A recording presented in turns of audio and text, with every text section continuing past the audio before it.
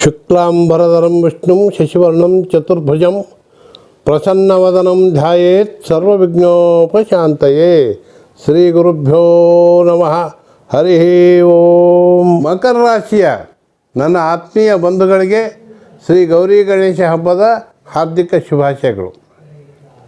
ಮಕರ ರಾಶಿಯವರೇ, ನಿಮಗೆ ಧನಸ್ಥಾನದಲ್ಲಿ ರಾಹು ಇದೆ, ಅಂದರೆ ದುಡ್ಡಿನ ಸ್ಥಾನದಲ್ಲಿ. ಹೀಗಾಗಿ ಸ್ವಲ್ಪ ಖರ್ಚು ಜಾಸ್ತಿ ಮಾಡಿಸ್ತದೆ. ಆದರೂ ಕೂಡ ಸಾಫ್ಟ್ವೇರ್ ಬಿಸ್ನೆಸ್ ಮಾಡೋರು, ಸಾಫ್ಟ್ವೇರ್ ಇಂಜಿನಿಯರ್ಗಳಿಗೆ ಲಾಭ ಇರ್ತದೆ. ಅದೇ ರೀತಿ ಶನಿಗ್ರಹ ತೃತೀಯದಲ್ಲಿದ್ದರೂ ಕೂಡ ವಕ್ರಿಯಾಗಿ ಮತ್ತು ಧನಸ್ಥಾನ ಅಂದರೆ 2ನೇ ಸ್ಥಾನ ಕುಂಭರಾಶಿ ಹತ್ರ ಬರ್ತಾ ಇರೋದ್ರಿಂದ ಶನಿ ಹಾಗೂ ರಾಹುಗಳಿಂದ ನಿಮಗೆ ಮಧ್ಯಮ ಫಲಗಳಿವೆ.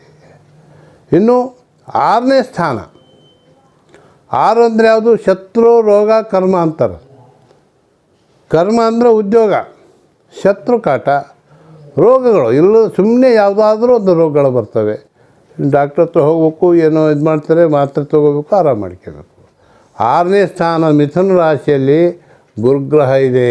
ಇದರಿಂದ ಇವೆಲ್ಲ ಇದಕ್ಕೆ ಕಾರಣಗಳಾಗ್ತವೆ. ಮಕರ ರಾಶಿಯವರಿಗೆ ಮಿತ್ರರೇ, ಏನಿಲ್ಲ, ಗುರುವಿನ ಒಂದು ಪ್ರತಿ ಗುರುವಾರ ಶ್ರೀ ರಾಘವೇಂದ್ರ ಸ್ವಾಮಿಗಳ ಗುಡಿಗೆ ಸ್ನಾನ ಮಾಡ್ಕೊಂಡು ಹೋಗಿ ಒಂದಿಷ್ಟು ಏನಾದರೂ ಒಂದು ಕಡಲೆಕಾಳು ಅಥವಾ ದಕ್ಷಿಣೆ ಸಮೇತ ದಾನ ಕೊಡ್ರಿ, ಅಥವಾ ಬಡಬಗ್ಗರಿಗೆ ದಾನ ಮಾಡಿರಿ, ನಿಮಗೆ ಶುಭ ಆಗ್ತದೆ.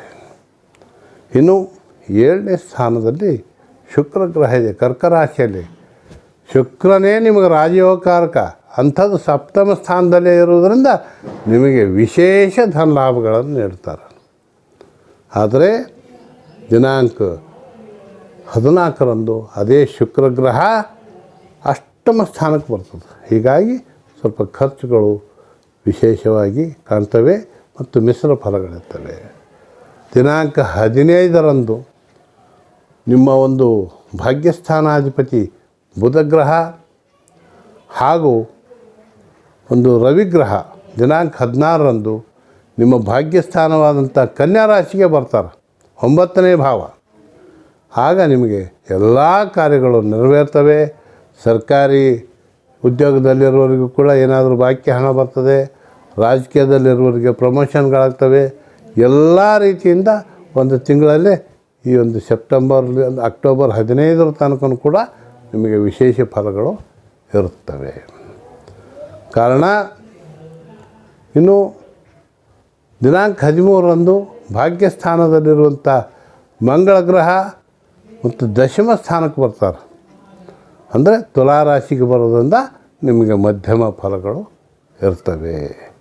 ಹೀಗಾಗಿ ನೀವು ಈ ವರ್ಷ ಎಷ್ಟರಾಗಲಿ ಶನಿ, ರಾಹು, ಕೇತು ಹಾಗೂ ನವಗ್ರಹ ಶಾಂತಿಯನ್ನು ಮಾಡಿಸಲೇಬೇಕು. ಮಾಡಿಸಿದರೆ ನಿಮಗೆ ಆ ಒಂದು ನವಗ್ರಹ ದೇವತೆಗಳು ವಿಶೇಷವಾಗಿ ನಿಮಗೆ ಅನುಗ್ರಹ ಮಾಡ್ತಾರೆ. ನಿಮಗೆ ಶುಭವಾಗುತ್ತೆ. ಸರ್ವೇ ಜನಾಃ ಸುಖಿನೋ ಭವಂತು, ಸಮಸ್ತ ಸನ್ಮಂಗಲಾನಿ ಭವಂತು.